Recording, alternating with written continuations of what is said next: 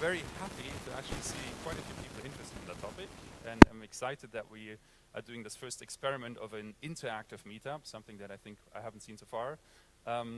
Before we do the interactive part, I do want to merge a little bit into the science part of happiness research, as Yannick suggested.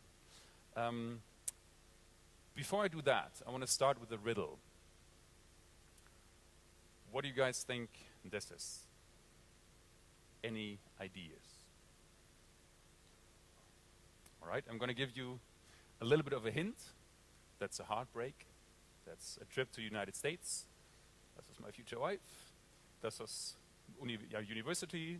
This is Barcelona. This is a fight. This is Munich. This is Istanbul. This is learning kite surfing. That's my little baby daughter. This is someone passing away in the family. That's my leg into crutches. And that's a family vacation. So what's the red line? It's my happiness line.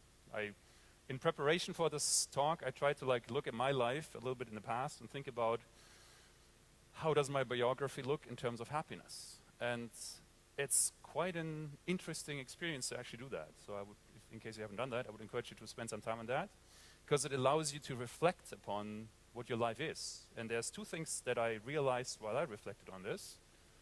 The first one is there are phases in that lifeline. The first one is the classic out of university, friends, I met my wife. That's a people-based kind of phase.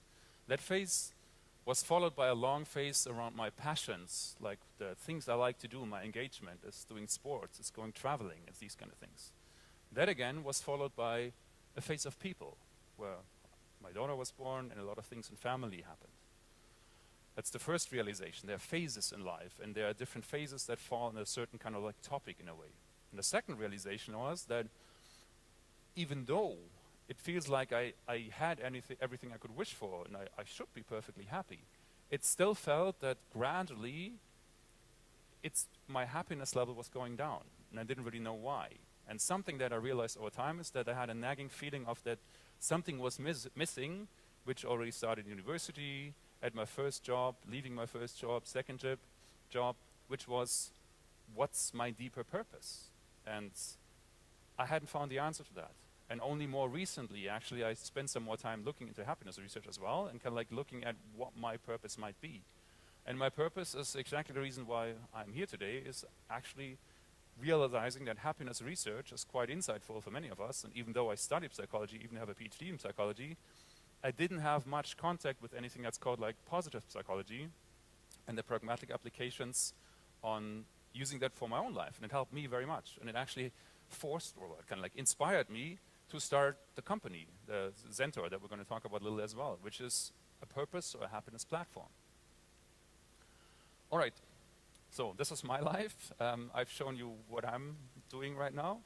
Now I'm going to ask something of you. I would like to get to know your happiness. So can I please ask you to pull out your smartphones and answer very briefly 3 questions on what your current happiness is. You can either use the barcode on this one, or you go to menti.com, it's just an online survey poll.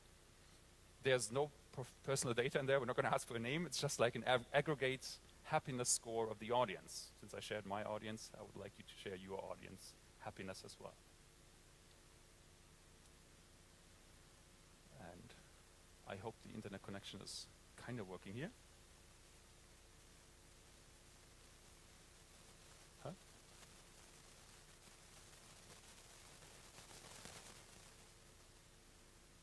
Thank you. Good job. All right, let's see. I need to pull this up. Oh, sorry again. Menti.com and then 531854.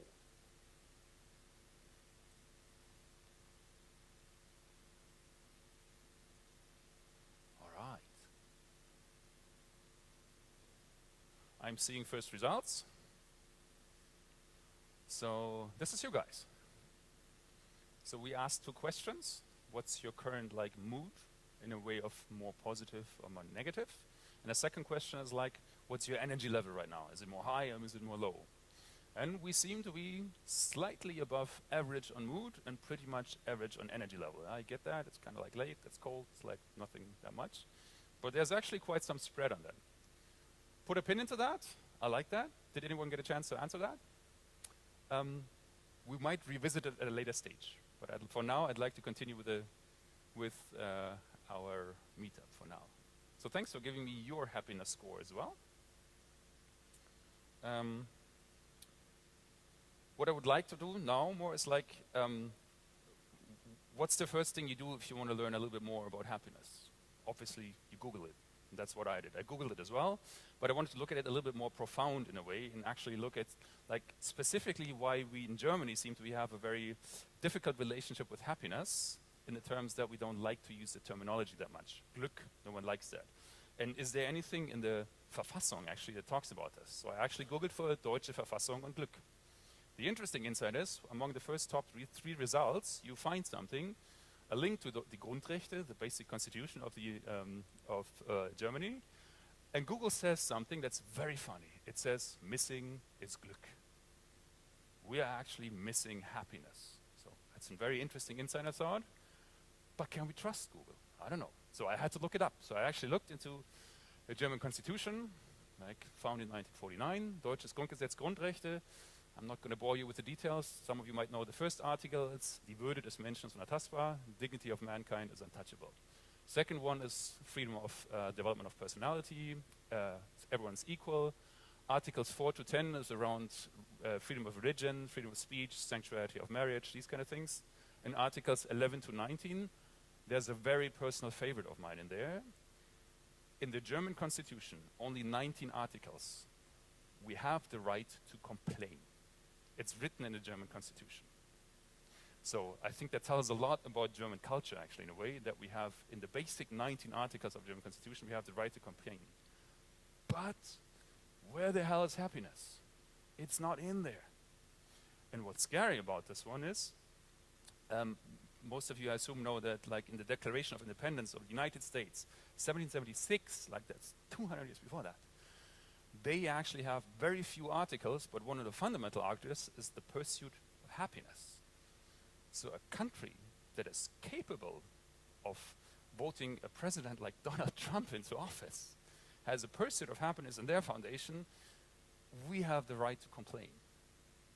So why is that not in the constitution?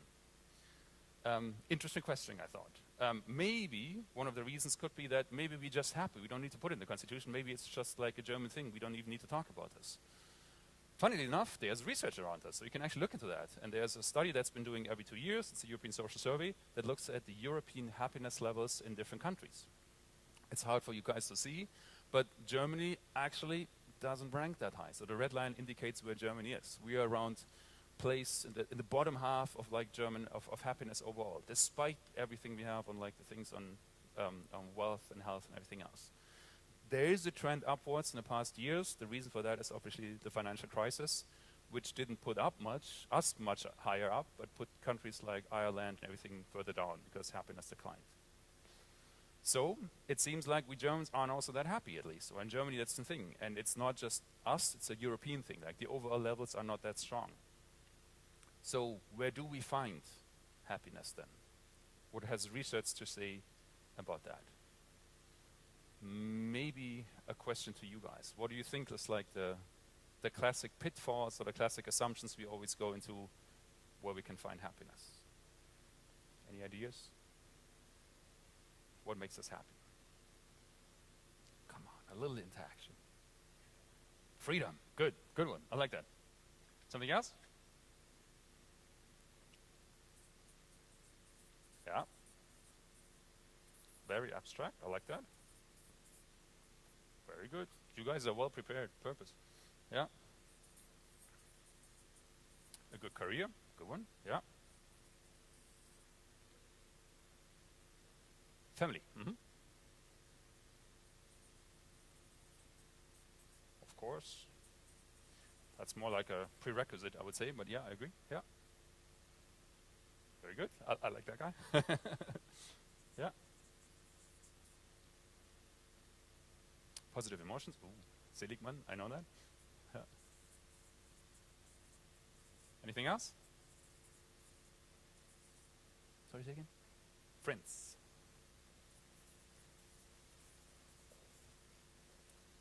Something else? Ooh, big one. Religion.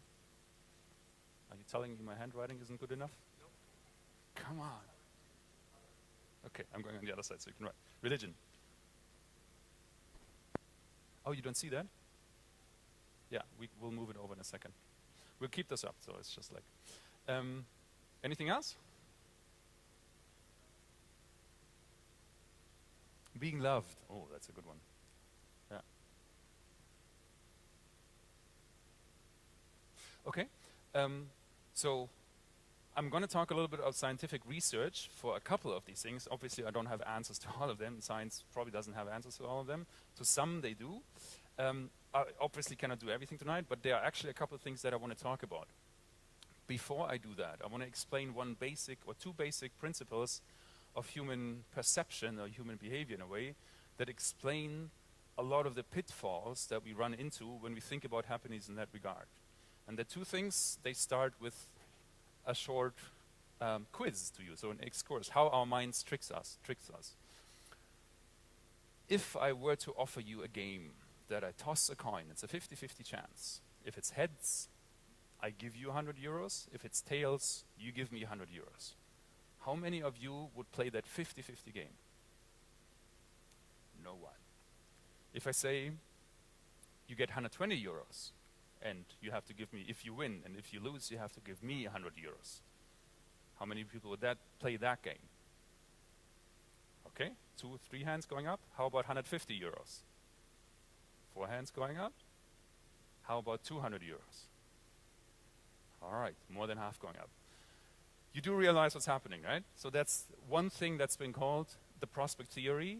It basically says human rational choice when you're deciding is not that rational, because the moment you have 101 euro, the utility of that, mathematically speaking, is higher that you're gaining than when you're losing 100 euros, because it's 1 euro more, right? And 150 it is. But humans don't decide that way. They decide in a non-linear function that looks like that. And they're basically, one of the key insights from that is like, losses loom larger than gains. Meaning it's more painful to lose something that I already earned than gaining the exact same amount of what it is worth as new. That's number one of the insight. The second insight is there are diminishing returns. So even though the difference between 200 and 100 euro is exactly the same mathematically speaking, the difference between 1,200 and 1,100 euros doesn't feel the same, because it's a little bit more, 11% more. But it's 100 euros difference. So that's two insights why a lot of the reasons why we think that we know how luck works or how we like think about the world, we're actually tricked in that way because our minds work differently. And that's, the economists say we are wrong in that because we're not reacting rationally. The psychologist says, of course we are right in that because we're humans, we decide that way. And that's the human psychologic that works that way. The second example I have is this question. Many of you might have seen that. Which of the two red dots is bigger? The left one or the right one? Okay. Same size. So you guys have seen that before, right? It's the same size. But even though we know it's the same size, if we really look at it very closely, it doesn't look the same size. We have to consciously decide that it is not the same size because we know it's an artificial trick. It's an issue of framing. And that's exactly the second part is, everything's relative. Our minds don't work in absolute terms. We actually work in relative terms. And these two things explain a lot of the reasons why we find that something like money is a very difficult topic to actually talk about in terms of happiness. All right. So these are the examples I have that we're going to talk about in the interest of time. Let me just look at the time again. A couple of research studies to each of these topics. Money, the first one. There's a very famous kind of like study that looks into the relationship between happiness and income. And what you see is that as companies gain in GDP, in wealth overall, their actual like happiness change over time has no correlation, stays flat, or might even go down. That's a paradox. And that's been proven in many, many countries over many times again. So there's an inverse, or at least a non-correlation between the two. The second thing is you could say, okay, well, it's over time. Maybe that's not the reason why it's working. Maybe how about if I look at a cross-section within a country? So looking at the people that have low income right now and that have high income. And the other famous insight, many of you might heard that, is that yes, my positive effect, so my happiness, increases the more money I earn, but it levels off at around, in the United States, 75,000 euros per year annual gross income. So everything I earn more than that doesn't give me more happiness. That's also an interesting insight. Again, the reason for that, prospect theory is the main description why this changes. Like, the people seem to get accustomed to what they have, and after a while, they kind of like reframe what they already earn as the new normal, as new 0 point, and every raise after that is just nice for once, but then you go down again, so your happiness goes down again. And the more raises you get, the more you kind of like, you have a habituation of that increase. The next increase is always not as joyful as the previous increase, because it's again diminishing returns in a way. Second insight, we didn't talk about this, but buying stuff, like money allows you to buy stuff. And there's a very clear insight that buying stuff like the quick fix on Amazon makes us much less happy. So this is material kind of like purchase than experiential purchase. So if I invest into something that I experience, that I can do, an adventure, a trip, everything else, it's going to make us much, much more happy than something that I just buy for myself, the next stereo or the next toy that I'm going to buy. That's always been like there for a while, and it's pretty much independent of income except for the very small ones. How about getting more healthy? We talked about health. That's the kind of thing. So this is a study that looked at obesity, overweight people in the United States. And they checked, like 4 years later, did manage people actually to lose weight, stay the same, or actually gain weight? And as you would expect, if you lose weight, your hypertension, your blood pressure actually goes down. So you actually get more healthy because you lose weight. So that works in a way. Stable, it stays the same, and weight gain, actually hypertension goes up. The funny part is, on the depression side, the inverse happens. The people that actually lost weight massively increased on the proportion of a depressed mood. The ones that stayed stable went up a little, and these went up a little. So something must have happened overall in these 4 years that people got more depressed. But in relative terms, the ones that actually succeeded in that what they thought, if I only lose the next 10 pounds, I'm going to be happy, they became less happy in a way. I'm running through these examples a little fast, so apologies for that, but I think it's worth that we spend a little bit of time on the framing as well.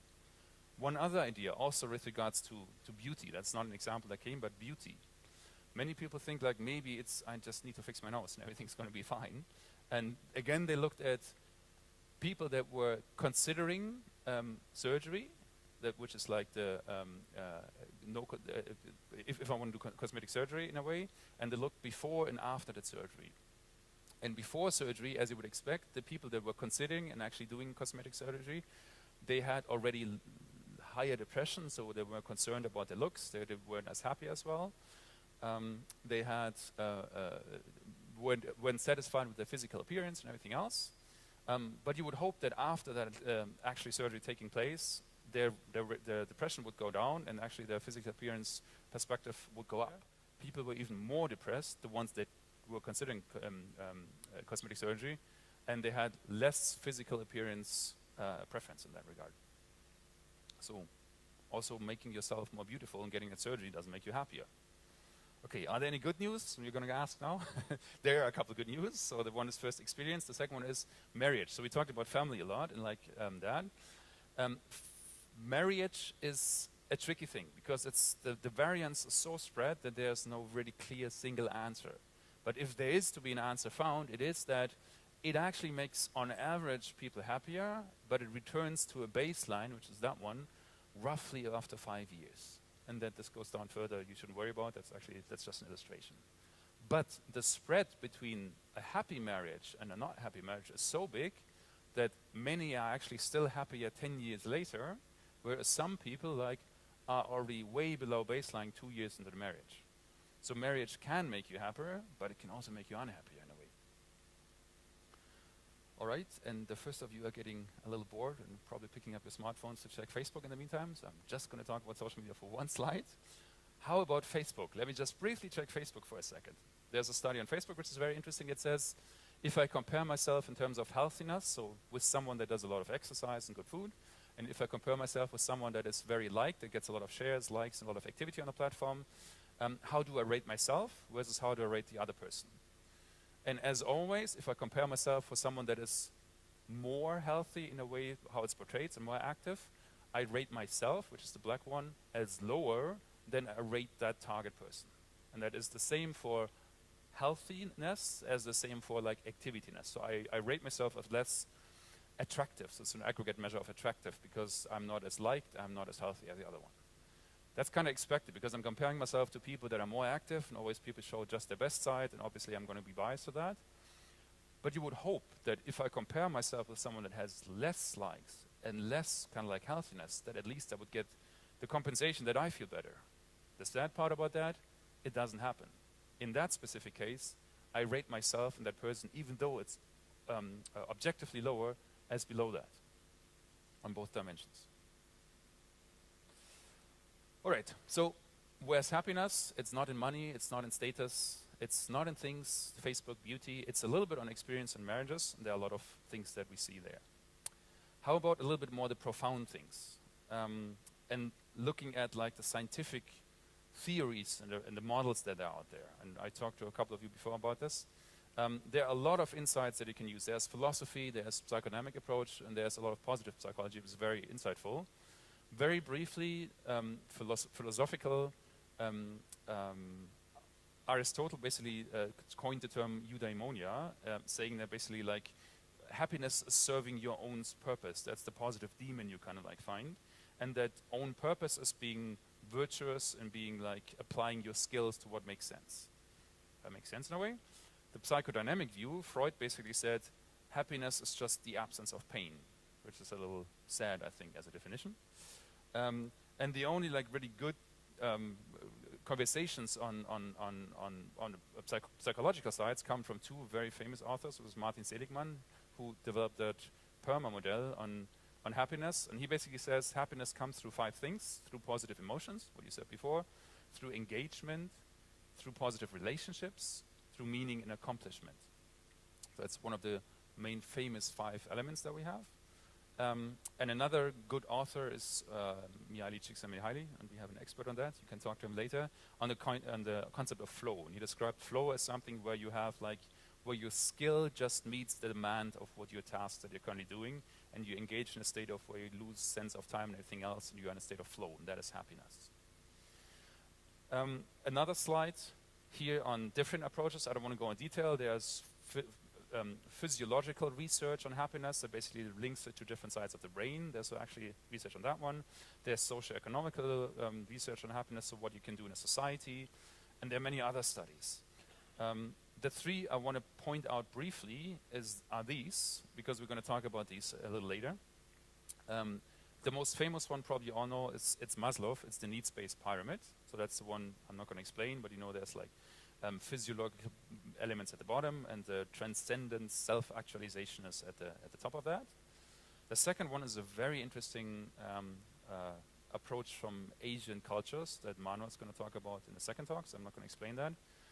The third one, however, is something I would like to apply today. So I'm going to briefly talk about this, which is called design thinking. And this is not talking about where you find purpose, it's how you find it, which is kind of nice because it's a process-based view.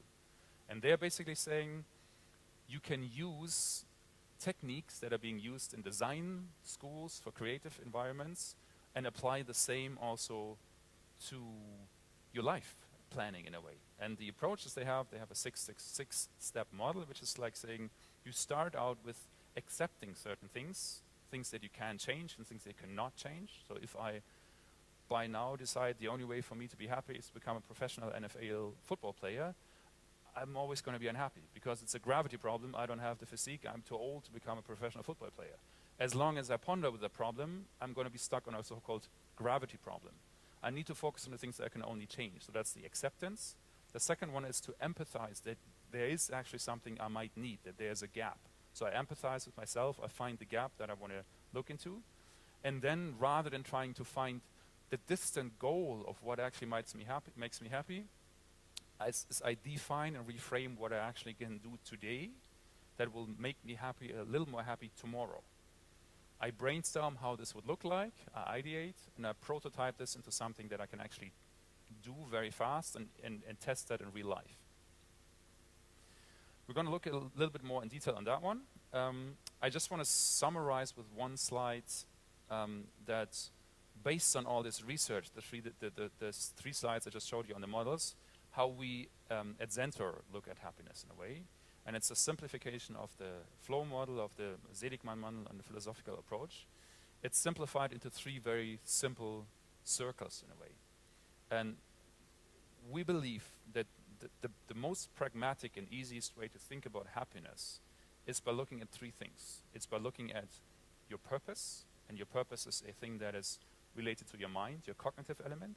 It's by looking at engagement, so that's your motivation, your energy you take, and by looking at the people.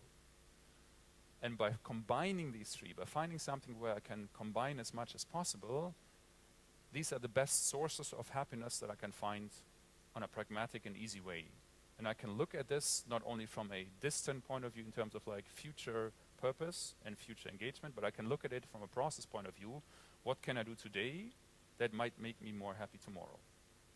In order to do that, so that will give me moments of joy in the flow.